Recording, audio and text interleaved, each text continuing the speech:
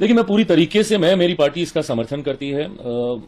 आड़ ये शब्द इस्तेमाल किया जाता है कि विमेन रिजर्वेशन की आड़ में डीलिमिटेशन किया जा रहा है, डीलिमिटेशन की आड़ में विमेन रिजर्वेशन किया जा रहा है। मैं बोलता हूं भैया प्रभु, किसी आड़ में नहीं किया जा रहा है, ये करने का तरीका ही तैयार किया गया और इसको ऐसे ही करने की सोच के साथ हम लोग लेकर आए हैं कि डीलिमिटेशन के माध्यम से जो सीटों की संख्या बढ़ेगी, उसमें हम लोगों ने कैलकुलेशन इस हिसाब से किया कि उन 1/3 सीटों को हम लोग बढ़ाएंगे ताकि टोटल नंबर ऑफ सीट्स मौजूदा परिस्थिति में जो भारत की संसद में आए उसमें से 1/3 सीटें ऑटोमेटिकली विमेन के लिए रिजर्व हो जाए ताकि नारी शक्ति अधिनियम को हम लोग लागू कर सकें। अब इसमें विपक्ष बार बार बोलता है कि भैया इसकी आड़ में आप करें, इसके आड़ प्रभु किसी की आड़ में नहीं कर रहे। डीलिमिटेशन आज नहीं तो कल करना है ना।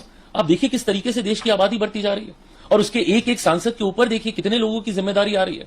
मैं खुद जिस क्षेत्र का प्रतिनिधित्व करता हूं 2.5 मिलियन प्लस पीपल मेरी कॉन्स्टिट्यूएंसी में है और किस तरीके से इंबैलेंस है अलग अलग क्षेत्रों में। जहां की आबादी कम है वहां पे आपको कुछ लाख लोग मिलेंगे एक सांसद पे, और जहां पे आबादी ज्यादा है पूर्वोत्तर के जो राज्य, ये उत्तर के जो राज्य हैं, बंगाल हो गया, बिहार हो गया, उत्तर प्रदेश हो गया, यहां पे आप देखिए कितनी आबादी है, डेंसिटी ऑफ पॉपुलेशन कितना, एक एक सांसद के ऊपर कितनी जिम्मेदारी आती है और जब वो जिम्मेदारियों को निभा नहीं पाता तो वो सवाल भी खड़े होते हैं। ऐसे में इक्वल डिस्ट्रीब्यूशन हो उसके लिए डीलिमिटेशन करना जरूरी होगा। बट अगेन अगर हम लोग पॉपुलेशन के आधार पर करते फिर सदन के राज्यों को इसमें दिक्कत होती। तो हम लोग तो जो सबको सूट करे, जो सबके हित में हो, हम लोग वो प्रस्ताव लेकर आए कि 50% ऑफ द सीट्स हर राज्य में हम लोग बढ़ा देंगे। मेरे बिहार में 40 सीटें हैं, 40 में से उसकी आधी सीटें हम लोग बढ़ा देंगे, 20 सीटें प्लस कर दी, 40 + 20 60 हो गया, 60 सीटें हम लोगों ने बढ़ा दी, 1/3 विमेन के लिए रिजर्व हो गई। अब ये कितना सिंपल सा फॉर्मूला है, इसको किसी के लिए भी, इसमें सदन सीट्स की भी चिंताएं खत्म, बल्कि उनका जितना रिप्रेजेंटेशन होता है उन राज्यों का उसमें उनको आधा, 1, 1.5, सवा प्रतिशत बढ़कर ही संसद में रिप्रेजेंटेशन मिल रहा है इस वाले प्रस्ताव से। और नारी शक्ति अधिनियम साथ में लागू हो रहा है। आज मुझे बता दीजिए, आज अगर ईमानदारी से लोग बोलते हैं कि मौजूदा परिस्थिति में कर दें, कांग्रेस सपा जैसे दल, कितनी महिलाएं हैं इनके पास?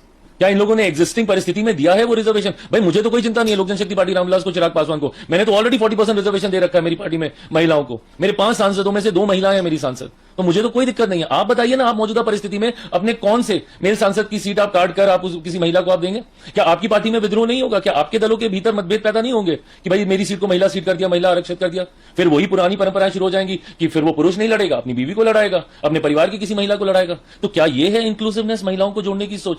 तो ऐसे में एक खूबसूरत प्रस्ताव लेकर सरकार आई है, उस पर चर्चा कीजिए, बात कीजिए, पसंद आता है ठीक है, नहीं पसंद आ रहा तो एक बार तो आप रिजेक्ट कर ही चुके हैं, दूसरी बार कर दीजिएगा। बट अब इसको लेकर सिर्फ हंगामा करेंगे, चर्चा भी नहीं होने देंगे, ये सोच गलत है। जहां तक रही मेरी पार्टी की बात, जो आपका सवाल था, पूरी तरीके से हम लोग डीलिमिटेशन और नारी शक्ति अधिनियम जो लेकर आ रहे हैं उसका हम लोग समर्थन करते हैं।